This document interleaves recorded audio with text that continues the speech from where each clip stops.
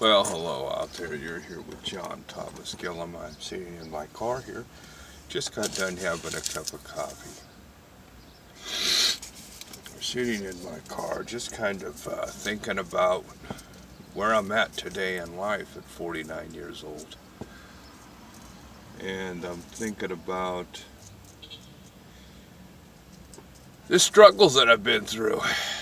And how, and I know the best way to change my situation. But there's so much out there that opposes a positive change in America.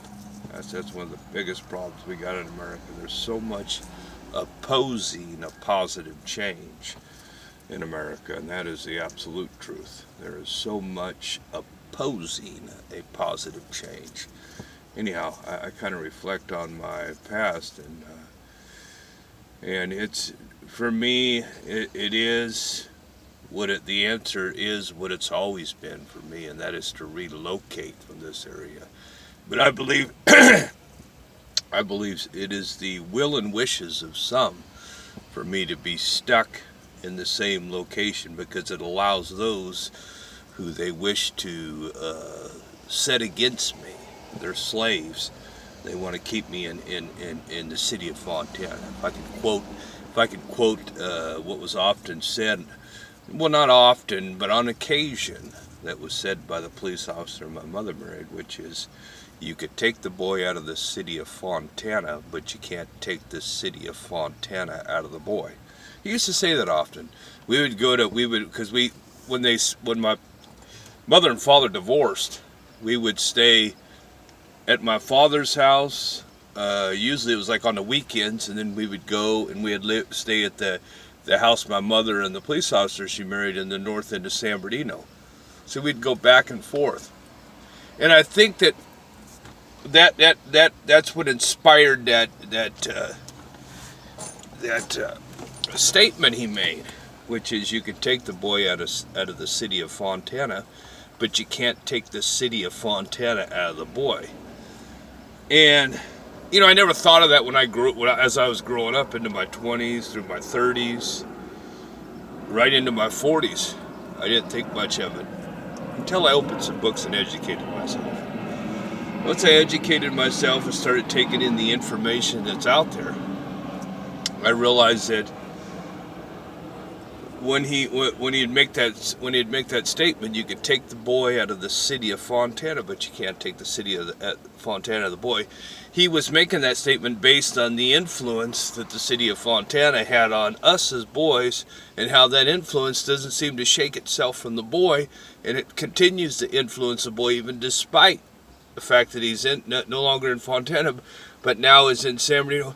It also indicated to me, after educating myself, that was somebody who had an interest on how things influence somebody, or perhaps how to create an influence for some sort of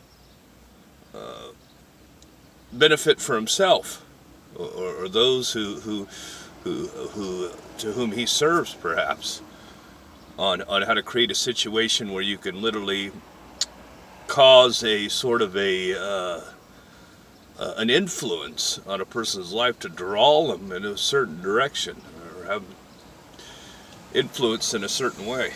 But and I base that just on that. He says, you could take the boy out of the city of Fontana, but you can't take the city of Fontana out of the boy. And that's what that suggests to me, as somebody who has an interest to understand how things influence a young boy, and how a city can influence a young boy, and perhaps how to create an influence, or perhaps he already knew all that. So he was just commenting on what he knew, and how he could see that it's actively proven itself on what he already knew, and that's how things influence, how a city can influence, and observing the influence sort of thing. And he said a lot of things that would lead you to believe that.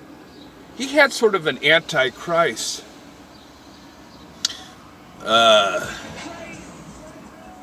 mind frame, I would think. A way of thinking is sort of anti-Christ, because he would often refer to the dog shit that was in the backyard that we used to have to pick up as young teenage adolescent boys. well, teenage boys, pretty much, young teenage boys. 10, 12, 13, 14, 15, 16-year-old boys. He would refer to the dog shit as treasures in the backyard. Now, the only place that you would get that from is you'd educate yourself a little in the Bible, and you would kind of think of perhaps your belief of treasures that are referred to in the Bible, treasures being in the field as not being so, but just shit. It's nothing. There's no real treasure in the field, and so he took that belief he had that there's no such thing as treasures in the field. The world being the field,